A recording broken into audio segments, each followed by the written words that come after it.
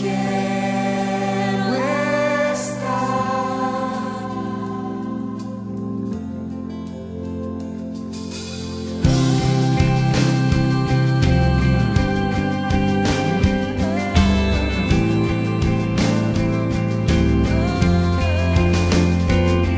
Mi vida pongo en tus manos, Dios de gracia, vengo en humildad, en tu presencia quiero estar. Clamé, lo oíste, me viniste a rescatar, contigo quiero estar.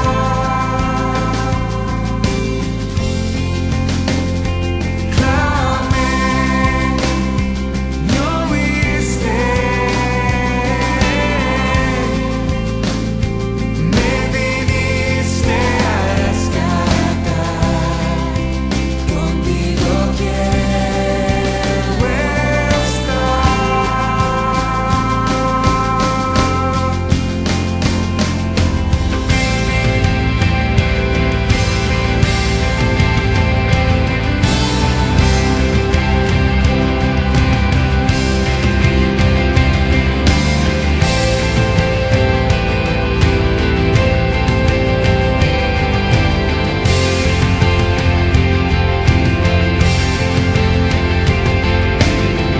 con mi fe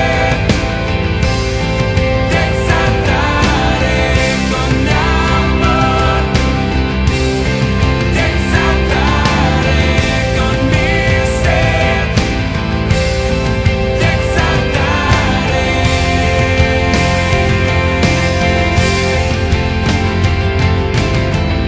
con mi fe, te exaltaré con amor, te exaltaré con mi ser, te exaltaré con mi fe, te exaltaré con amor, te exaltaré con mi ser, te exaltaré. Con mi fe te exaltaré con amor, te exaltaré con mi ser, te exaltaré.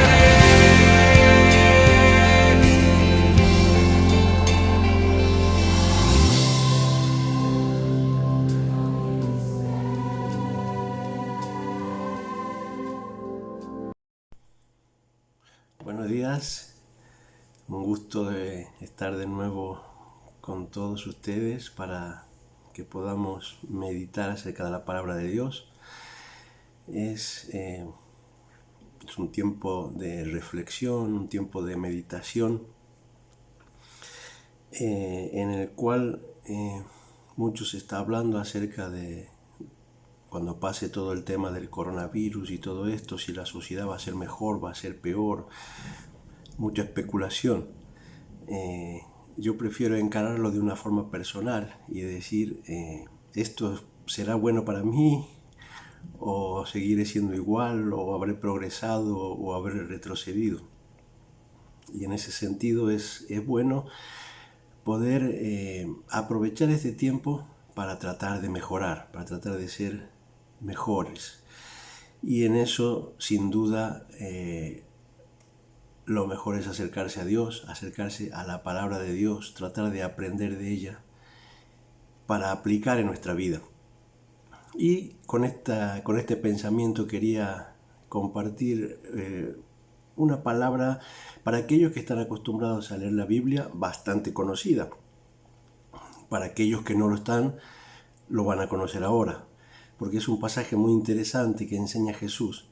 Y aunque sea muy conocida, nunca terminamos de sacar toda la enseñanza, porque la palabra de Dios tiene vida y constantemente te está enseñando cosas. Y hoy vamos a tratar de aprender algo nuevo sobre este pasaje. Para los que conocen la Biblia, se trata de la parábola de los talentos, se le llama en la Biblia. Y está en Mateo capítulo 25. Parábola es una forma que utilizaba Jesús para enseñar. Una parábola es una historia no real, una historia que sirve para ilustrar otra cosa, para hacer una ilustración de algo que quiere hablar. Entonces, dice la palabra de Dios, capítulo 25 de Mateo, desde el versículo 14, dice Jesús: porque el reino de los cielos es como un hombre que yéndose lejos llamó a sus siervos y les entregó sus bienes. A uno dio 5 talentos, a otro 2, a otro 1, a cada uno conforme a su capacidad, y luego se fue lejos. Y el que había recibido 5 talentos fue y negoció con ellos, y ganó otros 5 talentos. Asimismo, el que había recibido 2 ganó también otros 2. Pero el que había recibido 1 fue y cavó en la tierra y escondió el dinero de su señor. Y después de mucho tiempo vino el señor de aquellos siervos y arregló cuentas con ellos. Y llegando el que había recibido 5 talentos, trajo otros 5 talentos, diciendo: Señor, 5 talentos me entregaste, aquí tienes, he ganado otros 5 talentos sobre ellos. Y su señor le dijo: bien, buen siervo y fiel, sobre poco has sido fiel, y sobre mucho te pondré, entra en el gozo del Señor. Llegando también el que había recibido 2 talentos, dijo: Señor, 2 talentos me entregaste, aquí tienes, he ganado otros 2 talentos sobre ellos. Su señor le dijo: bien, buen siervo y fiel, sobre poco has sido fiel, sobre mucho te pondré, entra en el gozo de tu señor.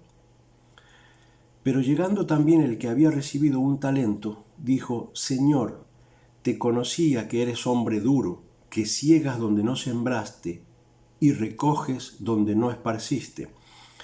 Por lo cual tuve miedo, y fui y escondí tu talento en la tierra. Aquí tienes lo que es tuyo.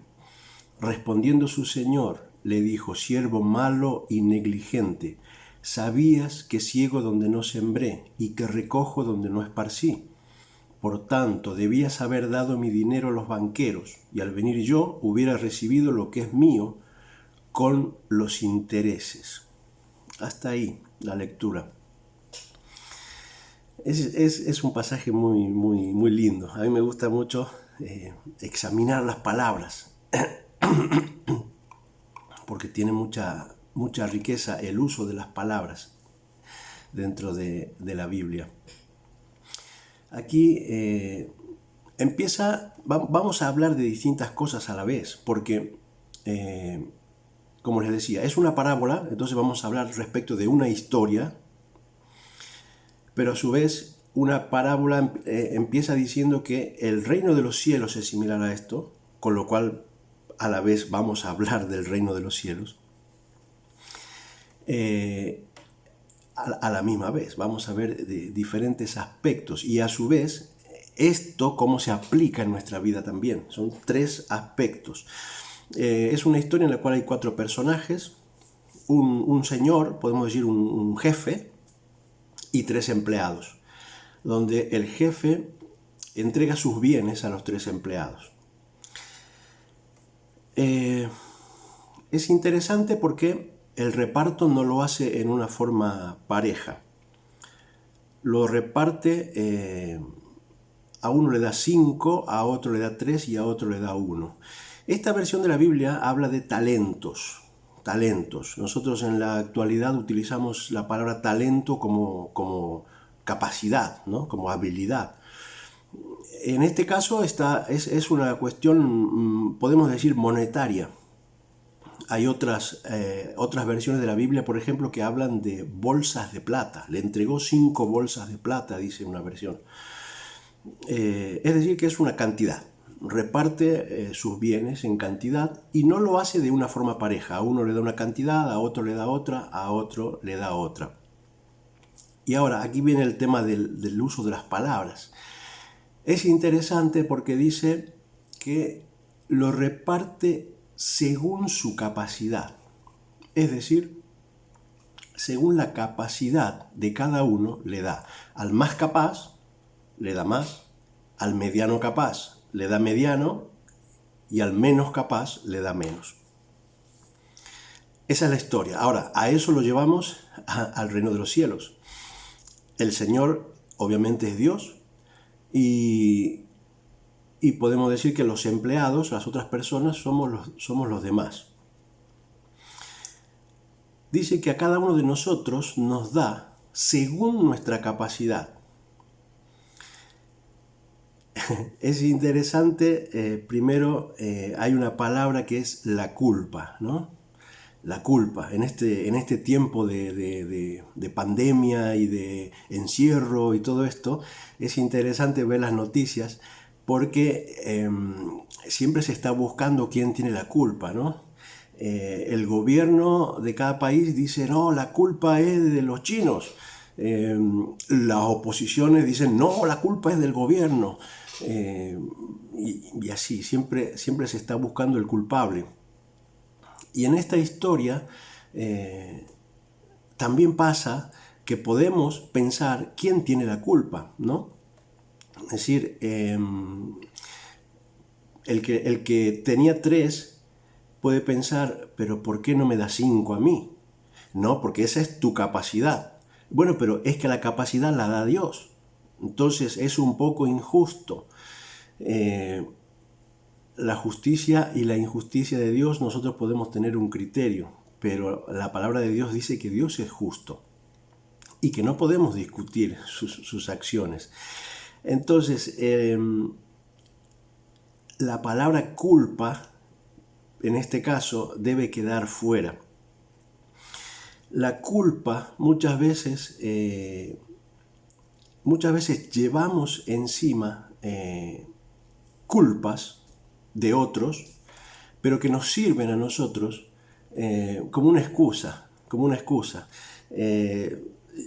Yo estoy un poco gordito, poquito, no mucho, y digo, no, es que es el mismo físico que tenía mi padre, es culpa de mi padre que yo esté gordito.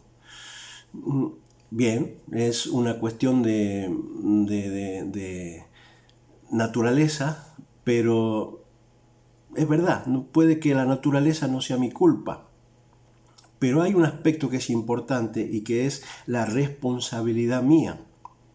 Si yo digo, estoy gordito por naturaleza, culpa de mi padre, puede ser cierto, pero también si me como mis buenos sándwiches de dulce de leche y mis medio kilo de helado cada día y mis 5 Coca-Colas, ahí ya no tiene que ver la naturaleza, yo ya estoy ayudándole a la naturaleza.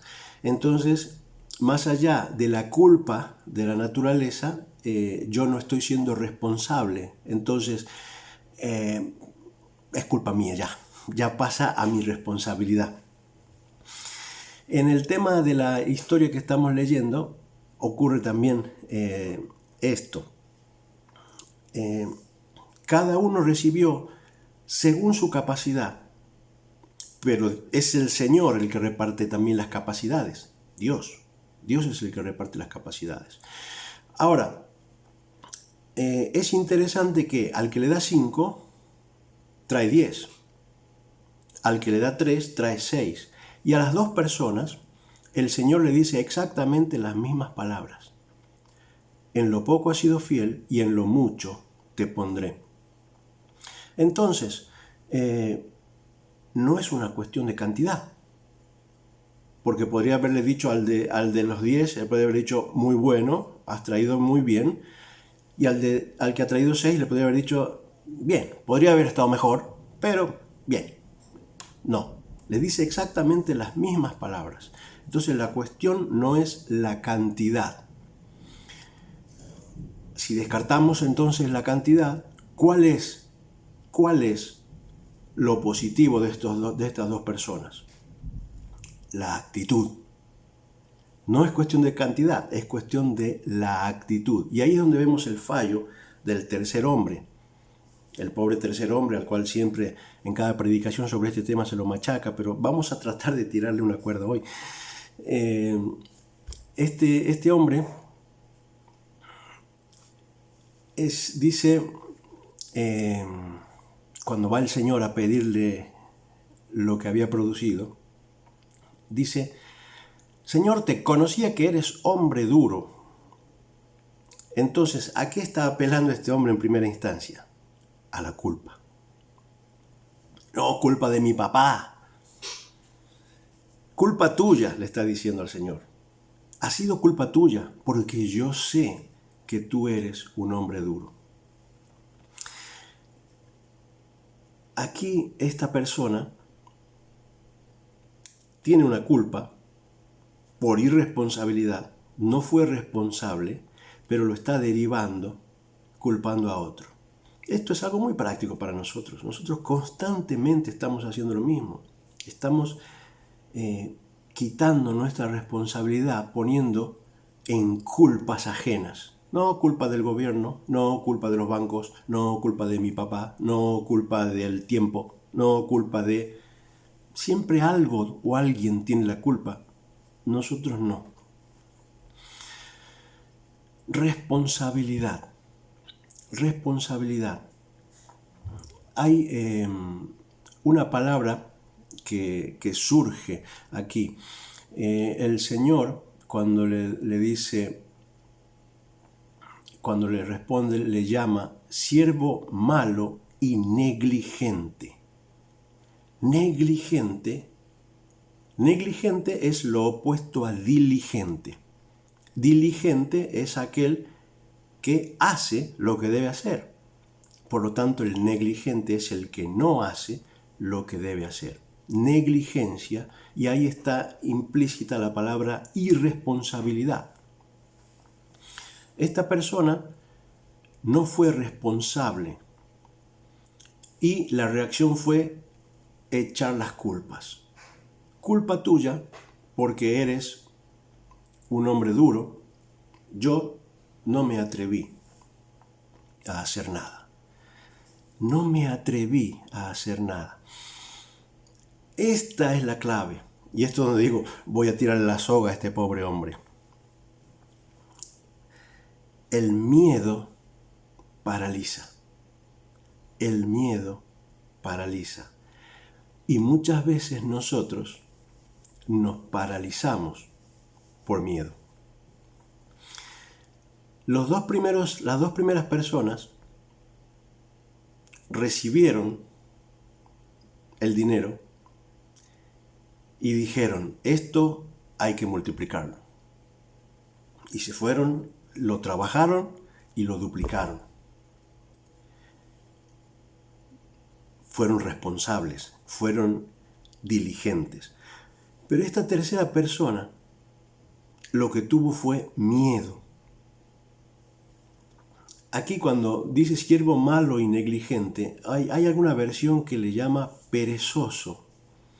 Yo no creo que perezoso sea la palabra correcta, porque dice que este hombre cavó un pozo para esconder ese dinero. Tuvo trabajo el hombre, tuvo trabajo. El Señor le dice, hubieses ido al banco, lo hubieses ingresado y por lo menos yo tendría el dinero con los intereses. Y era más fácil, ¿no? Te vas al banco y dices, sí, voy a ingresar este talento. Y ya está. Pero el hombre tuvo que, primero, seguramente maquinar, sufrir, porque tenía miedo, sufrir, pensar qué hacer, cavar el pozo y poner ahí el talento. Y cavar el pozo también es ilustrativo. Muchas veces, por miedo, nos hundimos. Esa expresión muchas veces, Estoy en un pozo del que no puedo salir. Muchas veces caemos en pozos del cual no podemos salir porque tenemos miedo. Este hombre tenía miedo, dice, porque el Señor era un hombre duro y tuvo miedo. Ese miedo le llevó a ser negligente. Las dos primeras personas, una en una medida, el otro en la otra medida, pero los dos fueron diligentes. Vamos a aplicar una nueva palabra en todo este juego de palabras, y es la palabra liderazgo. Ser líderes. Quizás tú estás diciendo, no, yo no tengo que ser líder. ¿Líder de qué? Todos tenemos que ser líderes. Si eres padre, tienes que liderar tu familia. Si eres un jefe de oficina, tienes que liderar esa oficina. Si eres un dueño de empresa, tienes que liderar esa empresa. Y si no eres nada de eso, eres una persona, tienes que liderar tu vida. Eso es imprescindible, liderar tu vida. El tercer hombre de la historia no estaba liderando su vida. El miedo estaba liderando su vida. Nosotros estamos llamados a liderar. Por lo pronto, mi vida. Estamos llamados a liderar.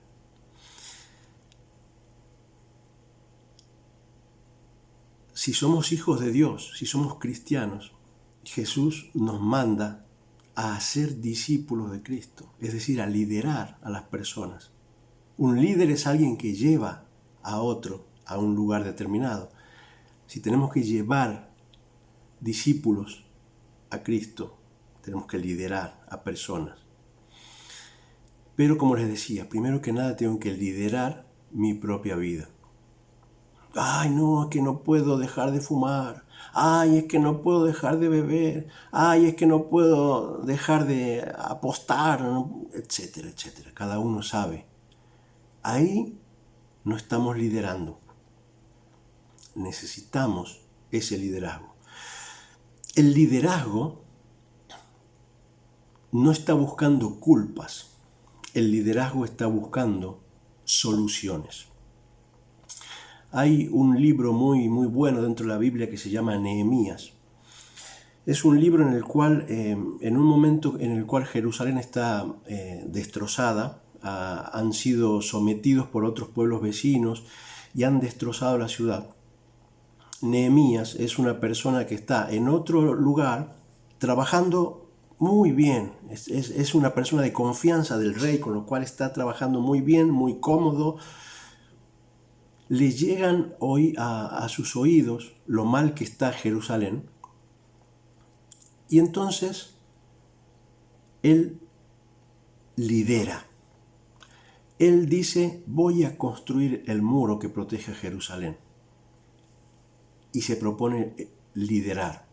Y lo interesante es cuando él se entera de la situación, lo primero que hace es orar a Dios. Y cuando ora, no ora echando culpas, diciendo, ay Señor, por culpa de mis hermanos, el país está como está, por culpa de los gobernantes, por culpa de los banqueros. No. Dice, yo y mi pueblo hemos pecado, pero te pido que te fijes en nosotros, que nos perdones. El liderazgo empieza ahí. No busca culpables, sino que toma responsabilidades. A partir de ahí les invito a que lean Nehemías porque es un libro muy bueno. A partir de ahí Nehemías empieza a hacer los trámites para conseguir los materiales y se va y empieza toda la historia de la construcción del muro. Liderazgo. Cuando uno lidera, no busca culpables, sino que busca soluciones. Este tercer hombre de la historia de hoy buscó culpable. culpó al Señor. Por culpa del Señor, yo no hice. No, no era culpa del Señor, era culpa de tus miedos. Y eso te llevó a buscar culpables. No fuiste responsable. Eso es lo que el Señor le dice. Esto es para nosotros. Esto es para nuestras vidas. Ser responsables, ser líderes de nuestras vidas. No culpar, no buscar culpables. No buscar por qué razón estoy, ay, pobrecito de mí, que me pasó tal, porque me hicieron tal, porque me pasó tal. No. Ser líderes, buscar soluciones, abrir camino. Este señor, vuelvo a la historia a hacerla, a presentarla como Dios. Este Dios al cual este hombre le temía, es el Dios que te da las capacidades. Es interesante, volvemos a las palabras de la historia. Cuando le dice a los dos primeros hombres, en lo poco me has sido fiel, 5, 3, le da igual la cantidad, Dios le llama poco, y le dice, en lo poco me has sido fiel, en lo mucho te pondré. O sea, han subido un escalón para ir ahora a lo mucho. Pero recuerden el principio, Dios le dio según su capacidad. ¿Qué quiere decir? Que si ahora van a estar en lo mucho, es que están capacitados para ir a lo mucho. Cuando creces, cuando tomas tu liderazgo, cuando das pasos de fe hacia adelante, lo que estás adquiriendo son nuevas capacidades. Dios te está capacitando cuando tú estás tomando liderazgo, cuando tú estás creciendo. Dios te está dando nuevas capacidades. Ese es el desafío. Eso es lo que Dios quiere para nosotros. Dios quiere darnos más capacidades. Dios quiere que crezcamos, pero para eso es necesario que demos pasos de fe. No quiere que cavemos hoyos para guardar lo que tenemos. Muchas veces estamos en una iglesia calentando un banco. Bueno, Dios me ha puesto aquí. No, Dios no quiere eso. Seguramente Dios te ha dado capacidades y esas capacidades las estás metiendo en un hoyo. Responsabilízate. Da pasos de fe. Pide al Señor que te muestre qué es lo que Él quiere que hagas con eso que has puesto en el hoyo. Sácalo del hoyo y da pasos de fe.